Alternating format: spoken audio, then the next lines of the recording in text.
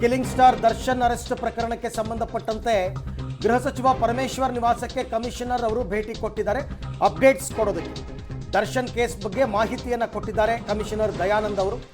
ಗೃಹ ಸಚಿವರಿಗೆ ಅದೆಲ್ಲ ಹೈ ಪ್ರೊಫೈಲ್ ಕೇಸ್ಗಳಲ್ಲಿ ಸಾಮಾನ್ಯವಾಗಿ ನಾವು ಪ್ರಜ್ವಲ್ ಕೇಸಲ್ಲೂ ಇದನ್ನು ನೋಡ್ತಾ ಇದ್ವಿ. ಪ್ರಜ್ವಲ್ ಕೇಸ್ನಲ್ಲೂ ಕೂಡ ಅಪ್ಡೇಟ್ಸ್ ಕೊಡ್ತಾ ಇದ್ರು. ಅದೇ ರೀತಿಯಲ್ಲಿ ಈಗ ದರ್ಶನ್ ವಿಚಾರಕ್ಕೆ ಸಂಬಂಧಪಟ್ಟಂತೆ ಕೂಡ ಕಮಿಷನರ್ ದಯಾನಂದ್ ಅವರು ಗೃಹ ಸಚಿವರನ್ನ ಭೇಟಿ ಮಾಡೋದಕ್ಕಿಂತ ಸದಾಶಿವನಗರದ ನಿವಾಸಕ್ಕೆ ಬಂದಿದ್ದಾರೆ, ಬಂದು ಮಾಹಿತಿಯನ್ನು ಕೊಟ್ಟಿದ್ದಾರೆ.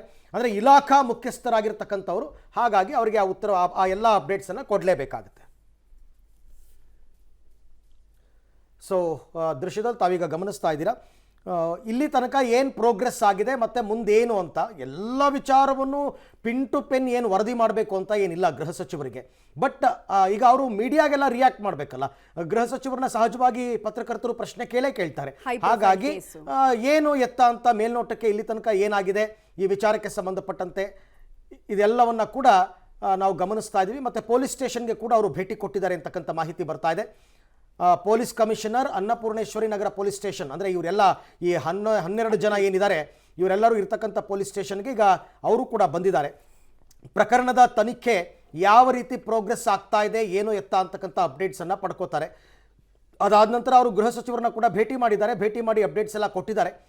ಸೊ ಇವತ್ತು ನೋಡಬೇಕು, ಇವತ್ತೇ ಏನಾದರೂ ಪಂಚನಾಮೆಗೆ ಅಂತ ಕರ್ಕೊಂಡು ಹೋಗ್ತಾರಾ ಇವರೆಲ್ಲರನ್ನೂ ಕೂಡ, ಅಥವಾ ಇವತ್ತು ಇಡೀ ದಿನ ವಿಚಾರಣೆಗೆ ಒಳಪಡಿಸಿ ನಾಳೆ ಏನಾದ್ರು ಕರ್ಕೊಂಡು ಹೋಗ್ತಾರೆ. ಯಾಕಂದರೆ 6 ದಿನಗಳ ಟೈಮ್ ಇದೆ. ಒಟ್ಟು 6 ದಿನಗಳ ಟೈಮ್ ಅಂತಂದರೆ ಅವರಿಗೆ ನನ್ನ ಪ್ರಕಾರ ಇಂಥ ಪ್ರಕರಣದಲ್ಲಿ ಎನಫ್ ಟೈಮ್ ವಿಚಾರಣೆ ಮಾಡೋದಕ್ಕೋಸ್ಕರ. ಹಾಗಾಗಿ ಪೊಲೀಸರು ಮತ್ತು ತನಿಖಾಧಿಕಾರಿ ಅವರ ವಿವೇಚನೆಗೆ ಬಿಟ್ಟ ವಿಚಾರ, ಯಾವಾಗ ಎಲ್ಲಿ ಕರ್ಕೊಂಡು ಹೋಗಬೇಕು ಏನು ಎತ್ತ ಅಂತ.